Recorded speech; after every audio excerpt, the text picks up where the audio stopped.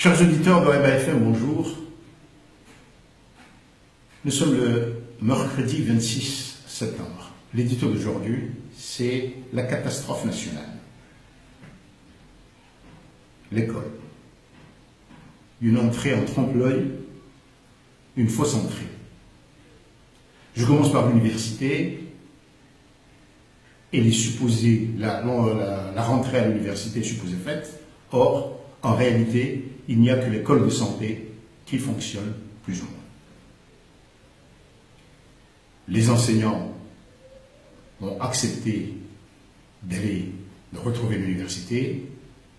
Certains se plaignent d'avoir assuré les concours des différents instituts et écoles, mais de ne pas toucher leurs indemnités. Mais en tout cas, la rentrée n'est pas faite. On parle maintenant d'un report au 1er octobre. C'est le cas aussi dans le secondaire public et le primaire.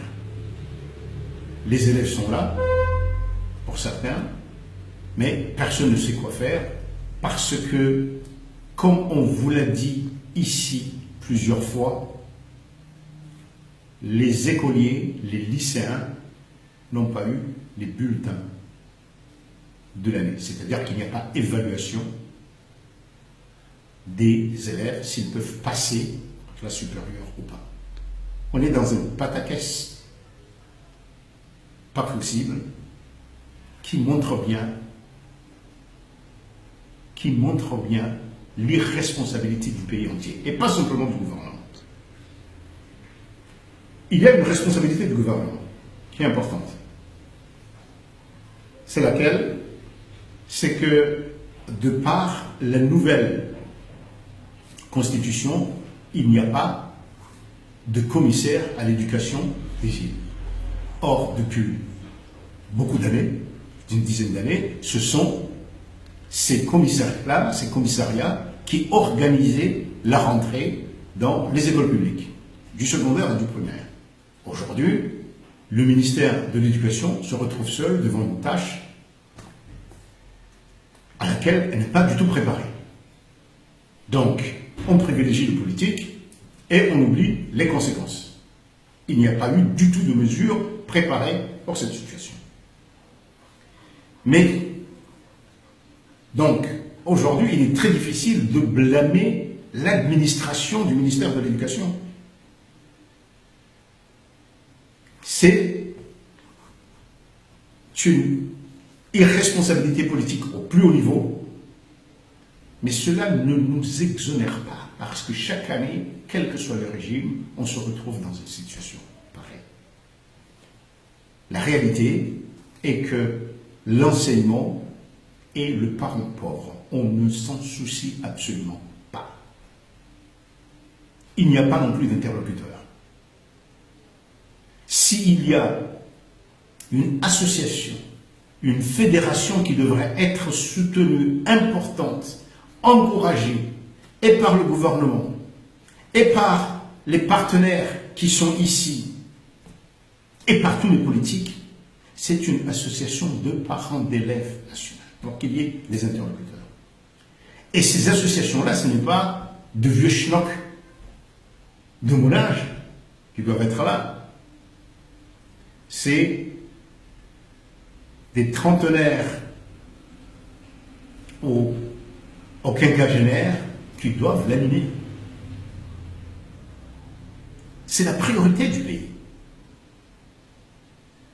Et je le dis bien, aujourd'hui je m'adresse à tous, aux responsables politiques, aux partis qui réfléchissent à aujourd'hui, au domaine, les Mourois, les ANC, mais allez retrouver les responsables politiques parce qu'il faut des gens qui puissent être écoutés.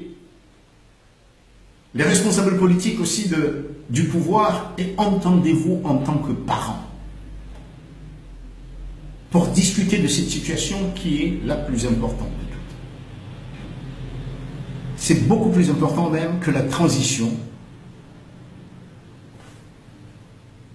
de la mise en place de la nouvelle constitution et des institutions. C'est important. Je lance un appel aussi aux associations de la société civile.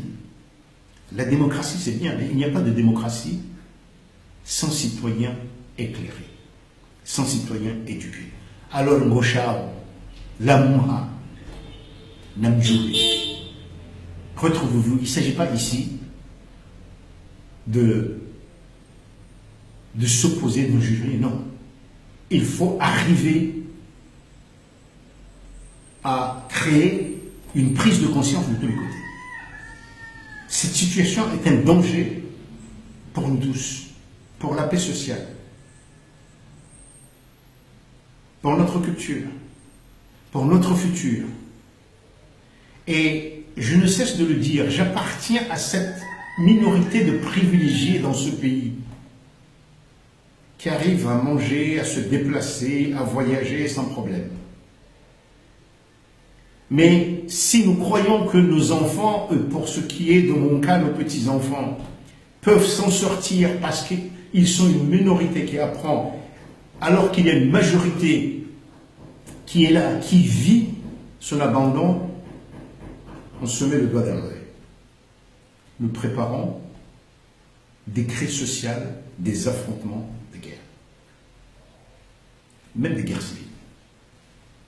La priorité, c'est ça.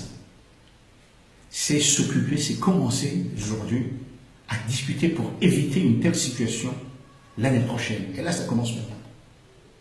Les enfants ont besoin de voir que nous pensons à eux, qu'ils ne sont pas simplement abandonnés. Ils ont besoin d'entendre que nous débattons entre nous sur comment faire, et pas simplement de se satisfaire de dire c'est de la faute de l'autre. C'est de notre faute à tous.